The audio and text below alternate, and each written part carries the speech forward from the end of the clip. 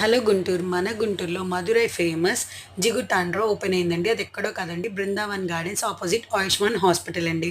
ఇందులో ఏమేమి ఉంటాయి అంటే ఆవు పాలతో, బాదం తోటి, ఆల్మండ్స్ తోటి చేస్తారండి.